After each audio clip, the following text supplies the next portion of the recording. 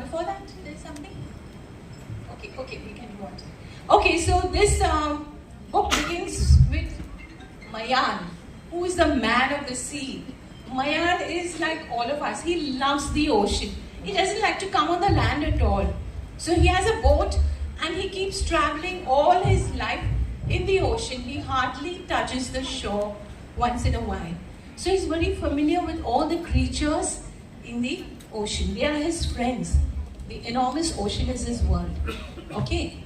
So next. And of course, this is how a bit of the ocean may appear. What do you see jumping up there? Right. And what do you think is down there? Okay.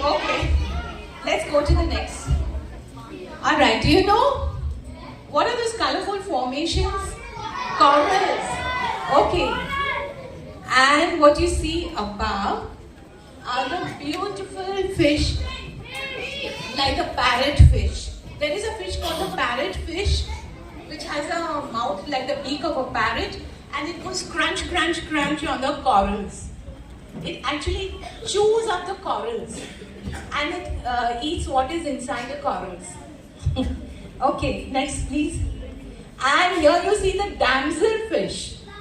The clown, this is damselfish. They're also very beautiful. Actually, they're blue and yellow. And again, damselfish are also found around the corals. They like to live inside the corals. Next, please. Crabs. And what is down here? Okay, so we have crabs and we have lobsters also. Next, please. And what is this? Clownfish, right? What was the famous movie of the clownfish? Nemo, Finding Nemo. Right.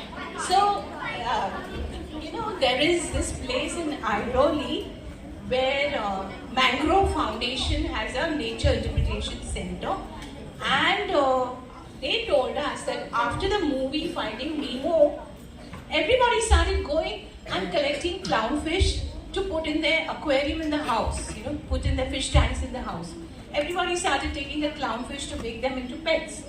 So there was a dearth of clownfish in the sea. So this the Mangrove Foundation at Airoli, they are actually, growing more of Nemos, more of the clownfish, and releasing them into the ocean. Yeah. So next, please. And you know what these are? These pokey things. Wow, sea urchins. Yeah. They're called the grazers of the sea because they like to nibble on the algae, on the plants which are on the rocks. Yeah, right. Okay, next please. You know what this is?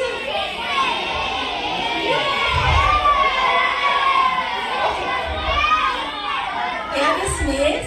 They are also called the potato chips of the sea because some people think they look like potato chips.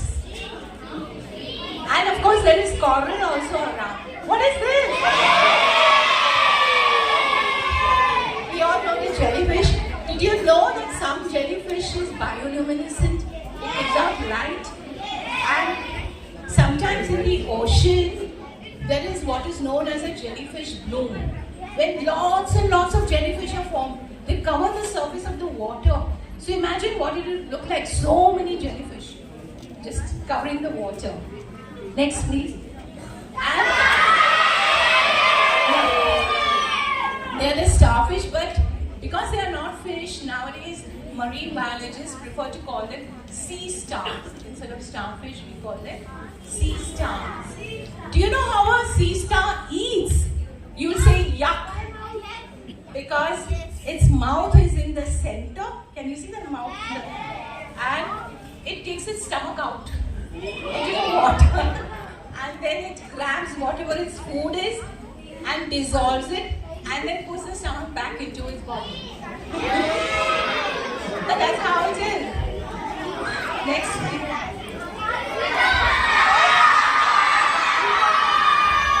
Okay. We all know the turtle, but this is the hawksbill turtle. You know what is a hawk? It's a bird, right? So the bill means the beak of the hawk. So this turtle has a mouth which has something like the beak of a hawk. So they call it the hawk-billed turtle. Next, please. So this is just the last picture, a general picture.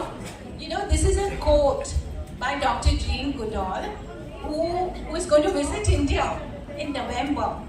And she's a very famous person. You can Google her and find out about her. She is a world famous UN messenger of peace. And she's also someone who studied chimpanzees in the forests of Africa. And this is what she says: only if we understand will we care. Only if we care will we help. Only if we help can they be saved. Can who be saved?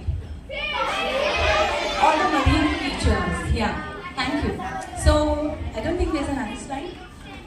Yeah, okay, this is just... So, wouldn't you like the ocean to remain clean and pristine with all its magnificent creatures thriving forever? You can do it by making a difference yourself. Now you will say, how can I can't go into the ocean and make a difference. But there are ways you can make a difference. Simply by avoiding traveling too much by a car, maybe by going public transport, or maybe going by a bicycle or walking, you can make a difference to the creatures in the ocean, because there won't be so much pollution in the ocean. Or simply by not using too much plastic, you wanted to say that. Yes, you can make a difference to the ocean. You know, there are islands of plastic in the Pacific Ocean. There's a huge island of plastic. Imagine. And people say within a few years, there'll be more plastic in the ocean than the fish in the sea. What are we heading for? Why are we using so much plastic? Reduce the amount of plastic you use, isn't it? Because some of the turtles end up eating it, some whales end up eating fish, and then people use ghost nets. You know what are ghost nets? Entangled. So a ghost net is, nowadays fishermen use plastic, twines to make a net. And when the net becomes old and useless, they just dump it in the sea, realizing that the marine creatures get entangled in that net. And they can't, they get suffocated. So they're called ghost nets. Yeah, I mean, all kinds of things happen. It's really awful. So we have to do something to preserve our planet. Anyway, so I'm going to read the beginning. I can't read the whole book to you. I'm going to read the beginning about Mayan. And then you will see, I'll call one or two of you to read something from the book. Okay? So are we ready? Yeah.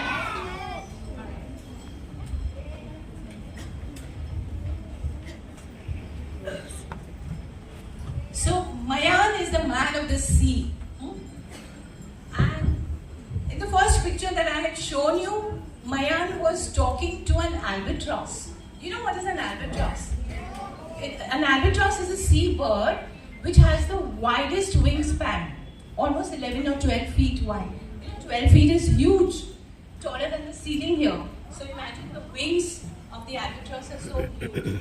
So Mayan has a special friend, an albatross, who comes visits his boat all the time, and he calls the albatross Abby. So where have you been all this time, Abby? Seeking a female partner, eh? Mayan was asking his friend, the albatross.